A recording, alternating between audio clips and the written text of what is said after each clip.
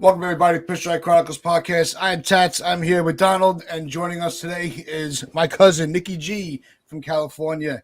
And we had a very interesting start to the Subway Series last night, and we ended up falling to the Mets 6-3 in what was just, like my cousin and I, we were texting back and forth. Very sloppy baseball, very sloppy. The Mets were able to hold on to their lead. Yankees just couldn't get that big hit. We almost had it with the bases loaded with Rizzo, but swinging 3-0 was a mistake. But Donald, I'll go to you first. What was your overall frustration with the game? What do you think really went wrong for the Yankees? Monty. Once again, I'm not a Monty fan. You like Monty? I don't like him. I didn't like him last night. He's incredibly overrated. I think he's a 5. He's not nowhere near a 3. He's a 5. So yeah, he because Judge and Rizzo gave us a lead, and Monty gave it right back. So I never ever want to hear about anyone complaining about run support with him ever again. He's blown that. And then, it was a sloppy game. But the Yankees have played sloppy since June. Since like mid to end of June, they've basically been sloppy. So they're just carrying on as they've been playing for the last 3-4 weeks. Yeah.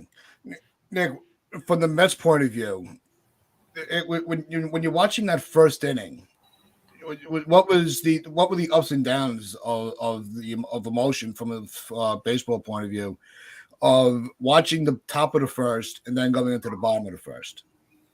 As a Mets fan, we know we're going to score. We know we can score, so we're not worried about that.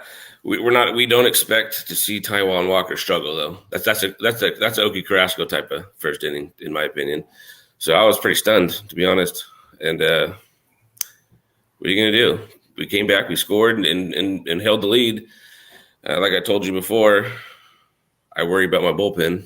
So I was thinking, oh, man, I hope we can get 5 innings. Had Walker, and he ended up going 6. So I couldn't be more happy. Yeah, the way they were able to stretch him out, because that pitch count was starting to rise, in the third and fourth inning. And coming in between innings, he was really frustrated. So I thought for sure he was – I didn't think he was going to make it 5. Wow. So I was pleasantly surprised. Yeah, but once he got control of that sinker of his and was able to really make it a very deceptive pitch, he just settled right in. And the splitter. Once he started getting control of the splitter, it helped out a lot because he didn't have that in the first 3-4 innings. Yeah. Now with Donald, with the way that the way they approached the at bats, it was almost like after that first inning they started to panic. And they went right back to what we saw the last couple of years where they're all swinging for the fence. And they weren't really they were being patient enough to get the pitch count up, but they weren't they weren't waiting and focusing on their pitch that they could do something with. Did you get that impression that I did as well? Yeah, but that's what I'm saying. I think over the last month or so, I think we're regressing back to how we played last year. Bad habits. For the large part. The 2021 team has reared its ugly head. We're just really lucky that we built up such a huge lead in the American League East that we can afford to play like crap and be very comfortable that we're going to win the division. But it just heightens the need that we really need to do some work here, the trade deadline. Very unhappy with a lot of areas of this team that they need strengthen. We need a bullpen. We need starting rotation help, and we need another outfielder. Especially with Stanton being hurt. I put a lot of that loss on Stanton being hurt. We really needed his bat there last night. Yeah, badly needed his bat in there. Yeah, I would have rather have Stanton come off the bench than Gallo because that was everybody saw that coming. It's like, oh. you might as well have just called the inning and been like, all right, we're just going to give the out. Yeah. We're not even going to try. You know, and that was when, I was like, yeah, you cannot just give away that. You're trying to keep the momentum. You were building momentum. You had runners on, and then you go to him. And it's like, you have Falefa that was, he was making contact. He was one of the few that was really putting consistent and pass together, and that's the guy that you pinch. It didn't make any sense. Let's calm down with the praise for falafel. Falafel is like one of the weakest. I think it's like the worst 13-game hitting streak I've ever seen. All he does is just hit the odd single. It scrapes through, but apart from that, plays below average defense. And I've been very disappointed with his defense at shortstop. I think he's got the fourth worst fielding percentage in the American League for shortstops, and he's been very, very bad there. And then he screwed us, getting himself thrown out on the base paths. That was really smart. Thanks, Falafel. I'm not saying that he's an all-star, but he no, was, you love him. You love him. You wanted him praised. I'm just giving it right back. No, I thought that he played a good game yesterday. That's all. He had the base running error. Can't deny that. But that doesn't take away from what he's been doing with the bat. What's he been doing with the bat? He just hits the odd single. So he's able to put the bat on the ball in key spots. Okay, I'll give you that. He doesn't cave under the pressure when he's in out of the bat near the end of the game. We've seen him come off the other day with the game tying single, to drive in a run. So I prefer him to Gallo. I'll give you that. There you go. So we could either complain about IKF, we could complain about Gallo. Gallo. I think IKF getting thrown out in the base pass is actually more of a problem than Gallo, because we were building up momentum there. We could have scored.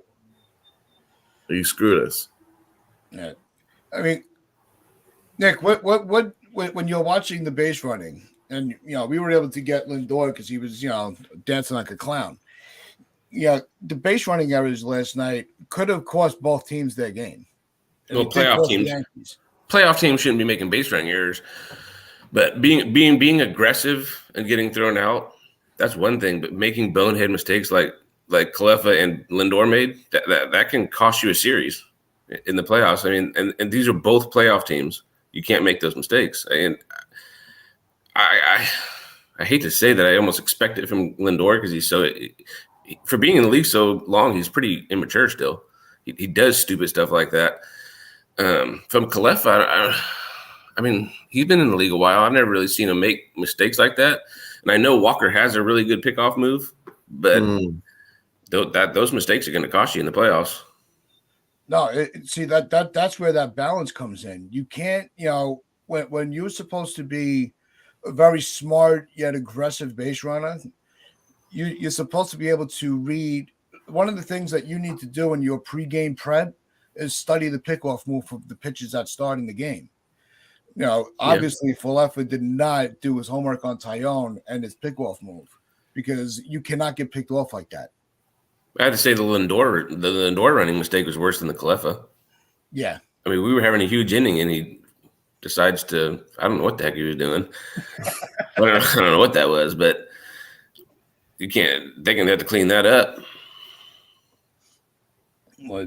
So the Rizzo at bat with the bases loaded, nobody out. The bases loaded with 2 outs. The 3-0 swing. Donald, was that the right time to swing the bat after he was having so much trouble finding the zone to begin with? I think it was 7 straight. Of course not. Of course not. You just gave it right back right there. Yeah. When a pitcher's struggling, and then also in the situation you got the bases loaded, one more ball and you're going to first base, and you score. So there's really no need to force the issue. I know as nice as a grand slam is, but that's what I think. I think they forgot that, you can little by little, you can break through little, just draw walks, whatever. You don't need to always hit a grand slam all the time. And that was a mistake that we made there. And that's uncharacteristic for Rizzo. Rizzo's a very, very smart baseball player. He's actually probably the smartest on the team in terms of 9 out of 10 times he hitting. gets hit with that first pitch. He's a very good situational hitter, but in that situation, he kind of blew it. What were you gonna say, Nick? I said 9 out of 10 times Rizzo gets hit with the first pitch of that at bat. Yeah. He just rolls into it and he takes it in the elbow. 9 out of 10 times. We've all seen him do it. I've seen him take shots to the elbow on strikes. You know what I mean? Yeah. He just wanted to hit. He wanted to hit. That was all there was to it. And I knew it that whole at bat he wanted to hit. That's why I knew he was swinging 3-0. Yeah. When 9 out of 10 times, that's the right time to swing, because you can't fathom the fact that as much as a pitcher is having trouble finding the zone, a 4-pitch walk with the bases loaded, the probabilities of that are very low. So you're expecting, I think he had it in his mind that he was swinging no matter what, because there was, unless it was really, he swung at a ball that would have hit him. He was going to swing. I thought he would have had better judgment not to swing and just take the even if it was a strike in the in the corner, take the strike and wait for the next pitch. Maybe it's more in the center that you can get get the barrel on. It was embarrassing. It really was. But it's unlike him. I'm not going to overly fixate on that because it is unlike him. But damn, he really hurt us there.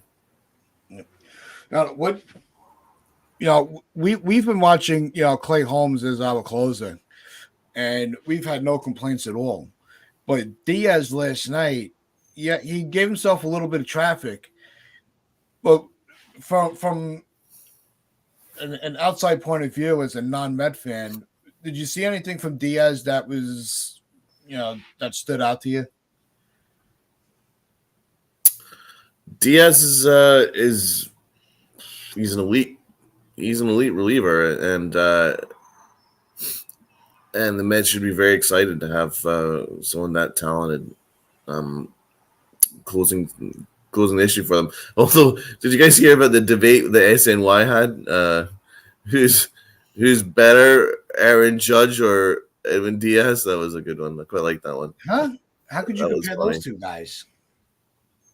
But no, the Mets have a hell of a reliever right there. It really is. He's a monster. What about Nick? What are you seeing from Diaz this year that is kind of like riding the ship for him? He's not hanging the slider. He's not hanging the slider over the plate. That was killing him last year. When he would hang that slider and it would be home run every time. He's not. He's keeping it down, and he's throwing it more. He's throwing it a lot more. You can see it's nasty. That's a nasty pitch. He's really regained the control on his pitches. But when you throw 100 miles an hour with that nasty slider, you're going to be unhittable if you're throwing strikes. Yeah. Because you brought up Donald. You brought up the SNY broadcast on the Yes Network.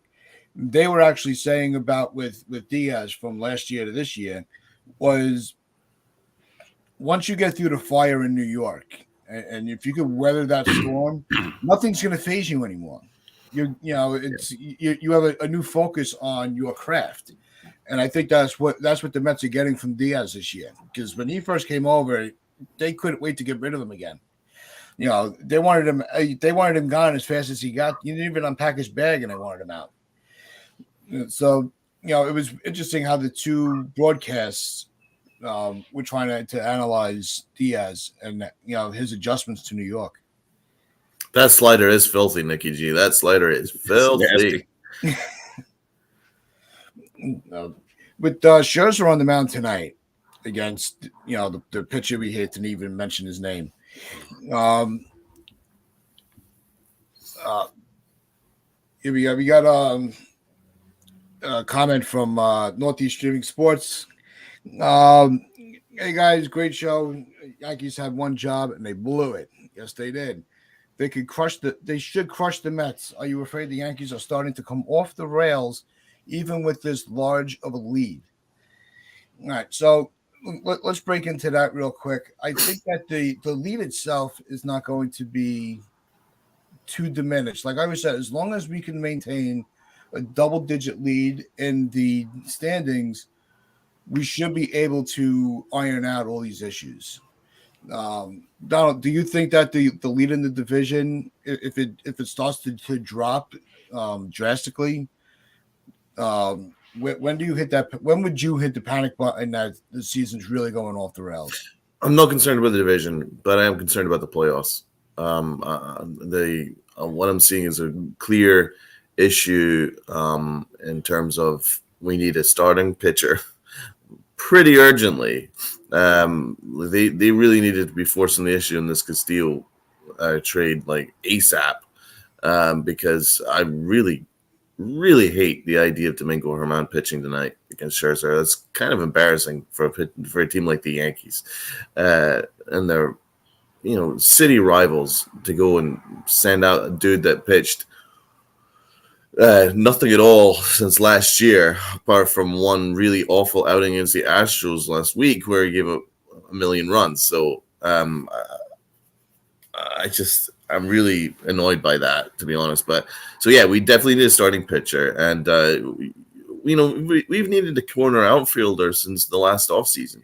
And I was beating that drum. I was beating that drum, boy, because I knew that Joey Gallo was going to be a disaster.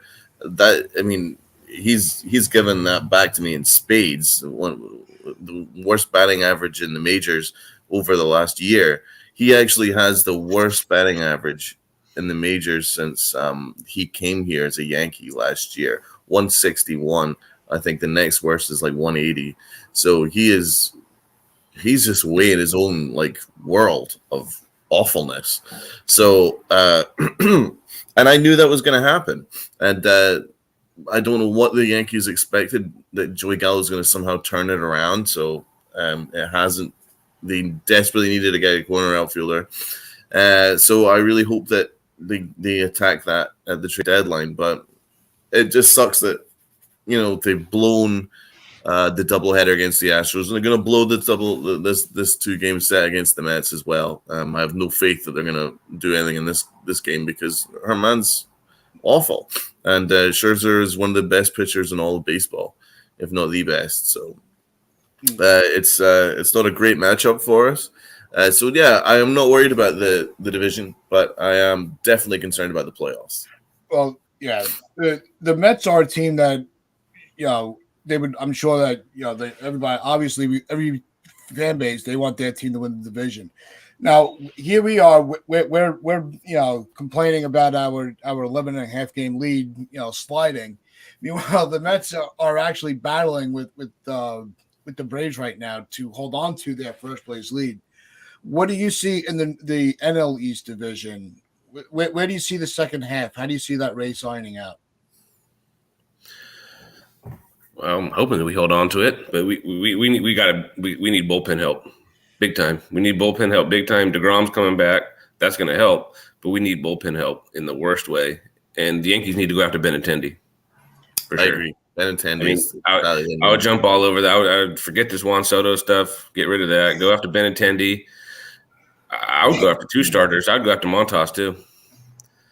I love Frankie Montas. But the Mets need bullpen help in the worst way.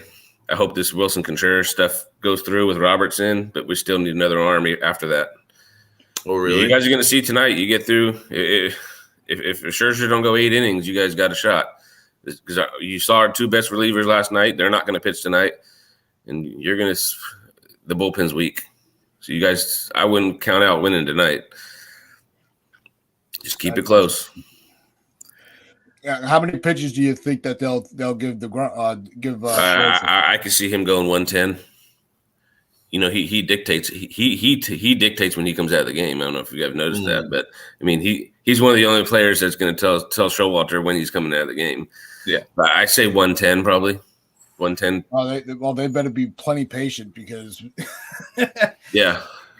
If you see Seth Lugo come in, I won't be watching anymore. I can't stand that guy. No, I don't believe that at all. You'll be watching. I see Seth Lugo come in. There's the game. Is that the equivalent of when we saw Joey Gallo come up to the plate? No, It's probably about the same. About the same. At least Joey Gallo can hit it 450 feet. Seth Lugo can't throw it 95. He's just pathetic, man. So, and then your guys, that whole relief pitcher swap that we did there in the beginning of the season didn't work out for either one of us because Rodriguez. I don't even think Rodriguez is on the team right now.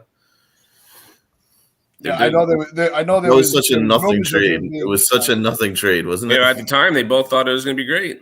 Yeah.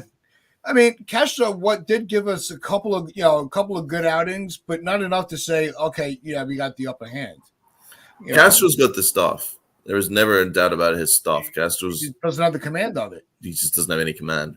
Spot on. He doesn't have any command at all. Rodriguez came in the other night and didn't get an out. We had a 6-run lead or something like that.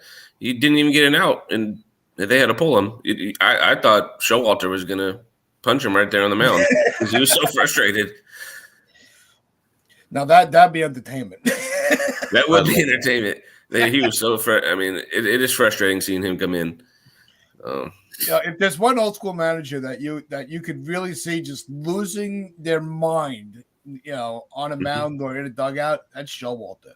Yeah, I think he's the last of the old timers. Yeah, great manager. Oh, incredible! He's done such a great job with the Mets, man. He's a great manager. Dusty Baker's still old school too. The biggest difference for the Mets this year is that there's nothing off field with them. They're very focused, and they're focused on every single game and focused on winning. And there's no off-field stuff and no silly things behind the scenes. They're just very, very focused, and that's the biggest difference in the Mets this year because the Mets used to be just the Mets. They'd always love to shoot themselves in the foot, but Buck Showalter he's just sorted that all out ASAP, and that's one of the biggest difference for me. I think Eric Chavez has a little say in that too. Good presence in the dugout. Yeah, well, you guys got him off the Yankees. Actually, the Yankees were about to get him, and then he changed and then went to the Mets. So. What have you noticed with Chavez? Well, he's the hitting coach. They're a lot more patient, like super patient. That's how he was as a player. Very patient at the plate and driving to the opposite field. I think I totally with Pete Alonso, the dude's one of the best power hitters in the game, but if he drives it to right field like it's no other, that's all Chavez. In my opinion, right. That's all Chavez because that's how he hit. That's how that dude hit his whole career. I mean, I've seen a lot of Chavez out here in Oakland, so that's a really interesting point. I actually think that Luis Rojas has done a brilliant job for the Yankees. I think he's been such an important presence too because he's very, very smart baseball man, and I think he's fixed a lot of the base running issues. Apart from yesterday, he's fixed a lot of the base running issues because we used to be out on the base paths on a nightly basis last year, but he's fixed all that this year. So I think we could both be happy with the coaches that we've got from the other end.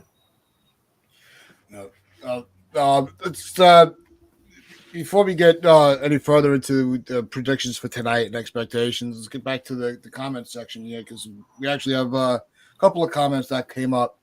So another one from Northeast Streaming Sports, which is where you are watching our show on Roku and on Facebook, and we thank you for tuning in. I know what you mean. I feel the same way about Familia, which is when we were talking about Diaz and the bullpen. About Familia on the Phillies. I am familiar with the way he pitches, and I don't want to see him anymore. The closing role is kind of it's not what it used to be.